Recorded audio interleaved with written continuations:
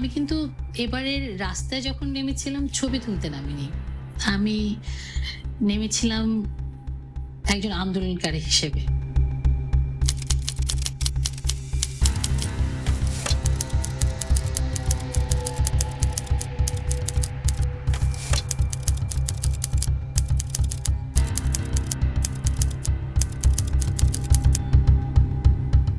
আমি একটা প্ল্যাটফর্মে থেকে কাজ করি। কারণ প্ল্যাটফর্মে থেকে কাজ করলে মানে একা বলার চাইতে আরেকটা প্ল্যাটফর্মে কাজ করলে সে বিষয়টা আরো শক্তিশালী হয়। সম্মিলিতভাবে হয়। কিন্তু আমি আমার প্ল্যাটফর্মের বাইরে গিয়েও মাঝে, মাঝে কাজ করি। একটা প্ল্যাটফর্মে সব ইস্যু নিয়ে কাজ করে না। মানে সম্ভব হয় না, হয়ে ওঠে না। সে কারণে সেটা শাহবাগ হোক বা অন্য কোনো জায়গায় হোক, মানুষ যদি দুজনেও গিয়ে দাঁড়ায়, আমি গিয়ে দাঁড়াই আ সেই জায়গাটায় শুধু শুনবার জন্য না, আমি আসলে দাঁড়াই হলো একটা সংখ্যা বাড়াবার জন্য।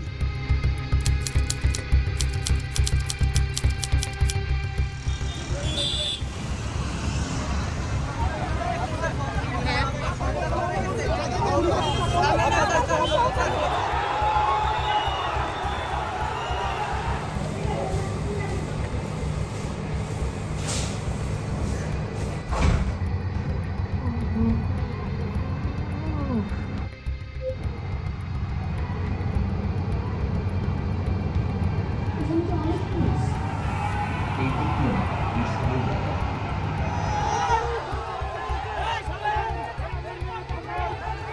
এখানে সবাই যাই তো।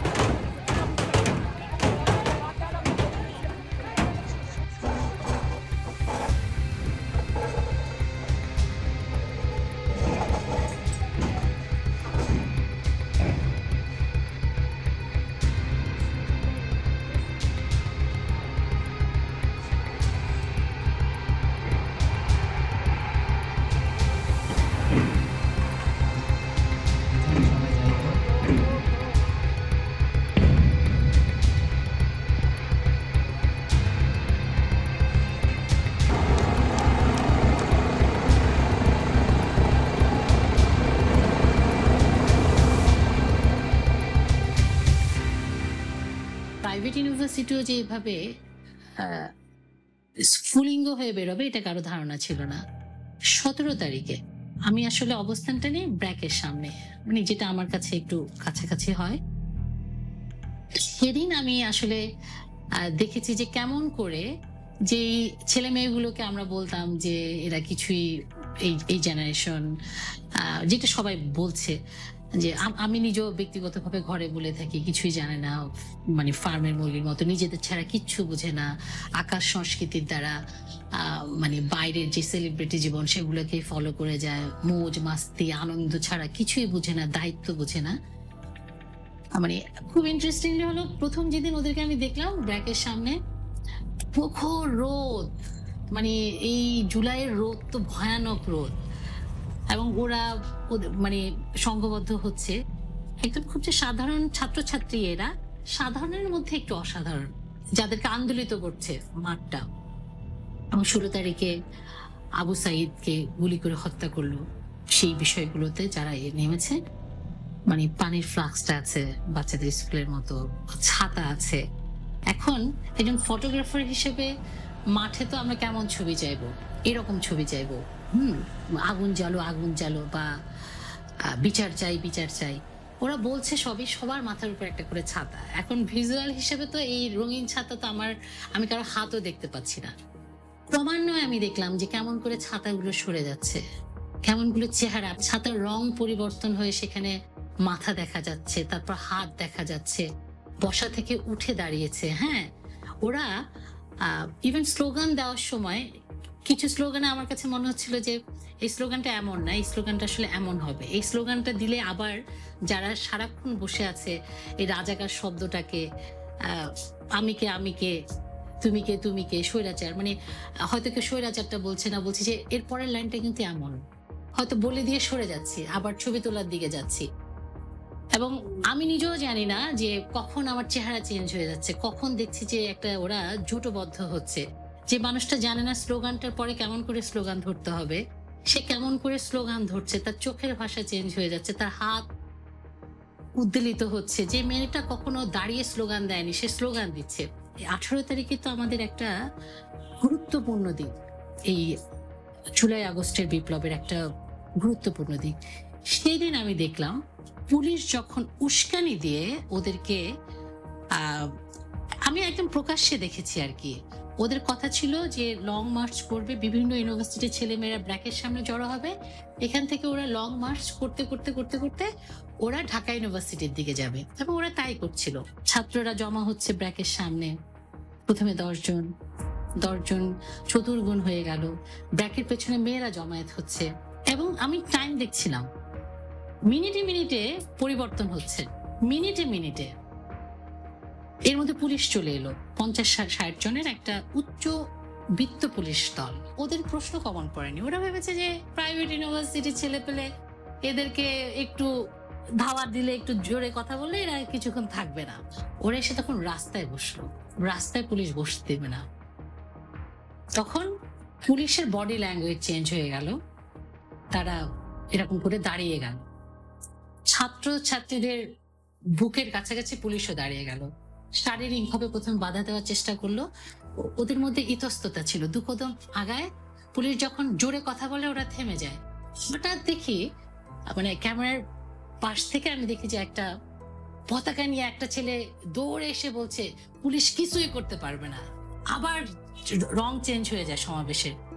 ওই সময় পুলিশ একদম মানে মার্চ পাস্ট করে করে সামনে এগোয় ওদেরকে বলে সরে যেতে। ওরা ততক্ষণে ওই যে উস্কানো শব্দটা বললাম, ওরা ততক্ষণে বুঝে যায় না, মানে পুলিশের উদ্দেশ্য হলো ওদেরকে ওদের আন্দোলনটা ঠিকভাবে করতে দিবে না, ওদের অধিকারটা আদায় করতে দিবে না ঠিক মতো। তখন ওরা রাস্তার দুপাশে চলে যায়, এবং যেই পথচারীরা সকালবেলা যাওয়ার সময় দূরে দূরে করে দেখছিল, বা রাস্তার ওপাশের জানলাটা খুলে মাত্র দেখছিল, সব রাস্তায় জমে যায়। জীবনের যে কি সৌন্দর্য, আন্দোলনের যে কি সৌন্দর্য, এবং প্রতিটা মিনিটে মিনিটে আমি দেখলাম ওরা শিখে শিখে শিখে শিখে তারা সেদিনে সেই লড়াইয়ের মধ্যে ঢুকে গেল। এবং বেলা 10:30টার পর আশেপাশের যারা দোকানপাট খুলতে আসে তারা আস্তে আস্তে আন্দোলনের সাথে সম্পৃক্ত হতে থাকে, হকাররা সম্পৃক্ত হতে থাকে, বাড্ডা এলাকার যে বাসাবাড়ির মানুষজন তারা সম্পৃক্ত হতে থাকে।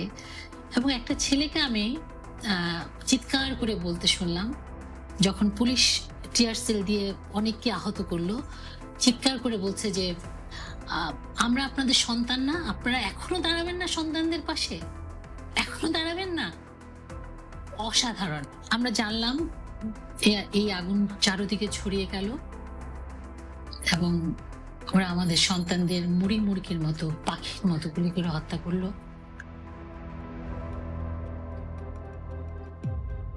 আসলে 18 তারিখের পর ওটা ছাত্রদের আন্দোলন থাকে না, তো জনতার আন্দোলন হয়ে যায়। আমি এই দেশের একজন নাগরিক, আমি একজন মা, আমার পক্ষে কোনোভাবেই আর ওই রাজপথ থেকে ফিরে যাওয়া সম্ভব হয়নি।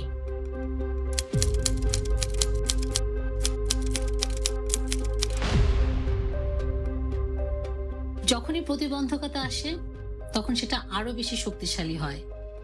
মানে ফ্যাসিবাদী সরকারের এটা তো একটা কৌশল ছিল, ইন্টারনেট বন্ধ করে দিয়েছে। কারণ হলো এখন আমরা যে ফুটেজগুলো দেখছি, যেটা ওই সময় ইন্টারনেট বন্ধ করার যে কারণ, এত গুম, এত হত্যা, এতগুলো খুন করলো, এটা তো বহির্বিশ্বকেও দেখাতে চায়নি।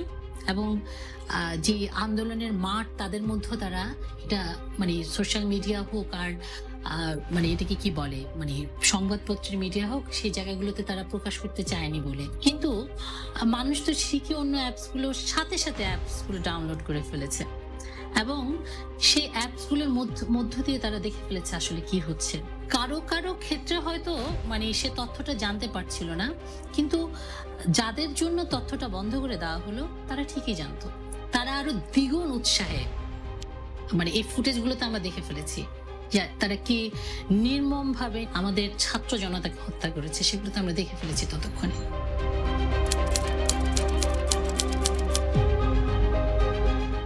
আমি যেহেতু ছাত্রদেরকে ট্র্যাক করছিলাম, যারাই আন্দোলনকারী তাদেরকে ট্র্যাক করছিলাম, তো প্রথমে তো ছাত্ররা ছিল।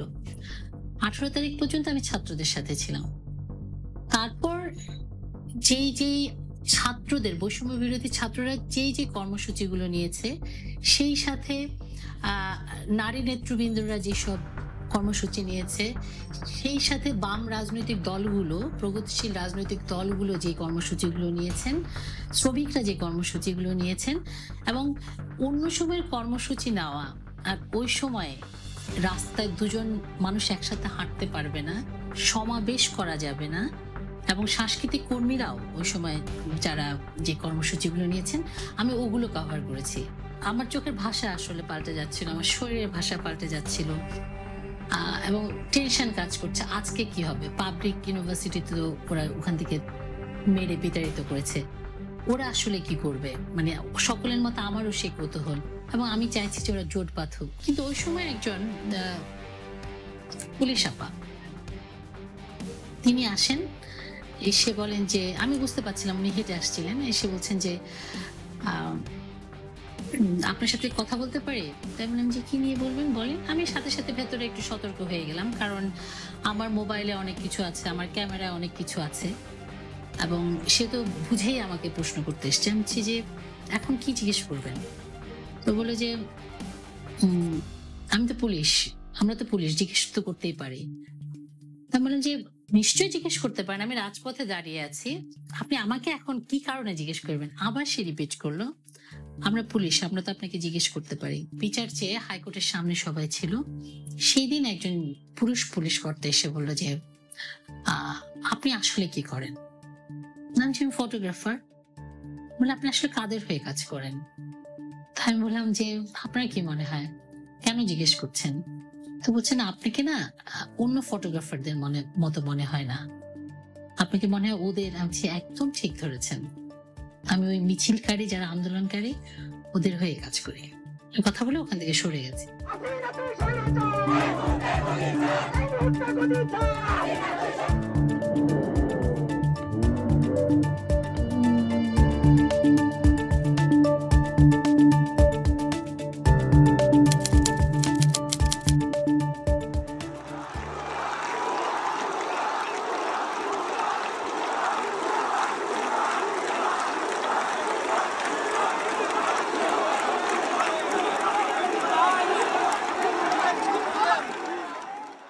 ওই দিন আমরা দেখলাম যে শত শত থেকে হাজার হাজার হয়ে গেল, এবং বিশাল র্যালি যেটা প্রেস ক্লাব থেকে শহীদ মিনার গেল।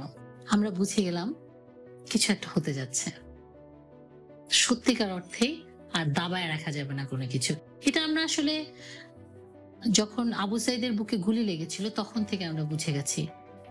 একটাও ছাত্র যখন মারার হুকুম হয়ে যায় তখন থেকে আমরা বুঝে গেছি, আমি আমার নিজেকে দিয়ে বুঝেছি যে এটা যদি 5 তারিখে না হতো কিচ্ছু যায় আসতো না। এই সরকারের পতন হয়ে গেছে, এখন এটা শুধু সময়ের ব্যাপার ছিল।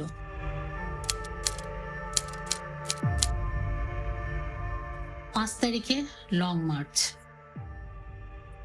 গায়ত্রী নির্ঘুম রাত, কিসের ফটোগ্রাফার, কিসের আন্দোলনকারী, কিসের কি। ওই দিন তো ছাত্ররা আসবে, সবকটা জানলা খুলে রাখা হয়েছে, কি টেনশন। এবং তখন আমরা আসলে সবাই ট্রমার মধ্যে আছি।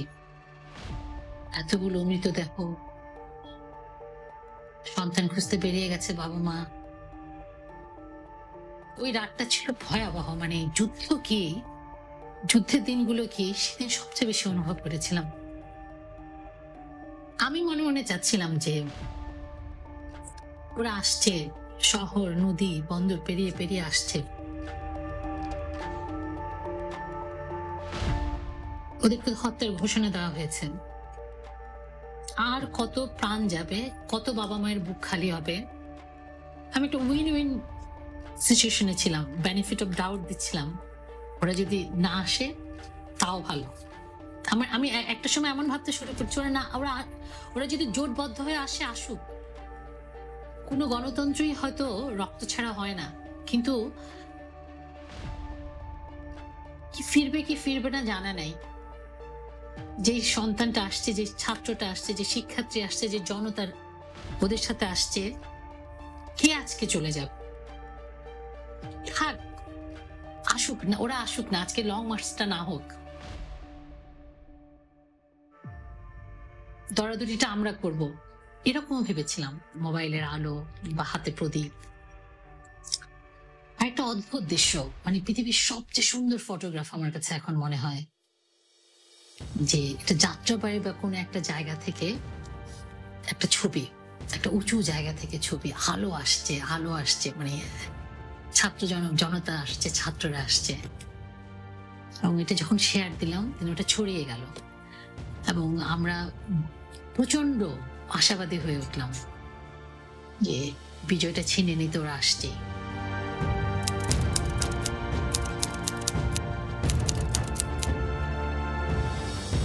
উনিশ তারিখে প্রিয় নিহত হয় সেন্ট্রাল রোডে, পাঠশালায়, পাঠশালা একটা স্মরণ সভার আয়োজন করে প্রিয়র জন্য। ওখানে প্রিয়র মা আসেন। তো কেমন কেমন করে যেন উনি উনি ওনার ছেলে কোথায় মারা গেছেন এটা দেখতে চেয়েছিলেন। আমরা শুনি না যে বাবার কাছে সন্তানের লাশ, তো মা দেখতে যাচ্ছে ছেলে কোথায় মারা গেল।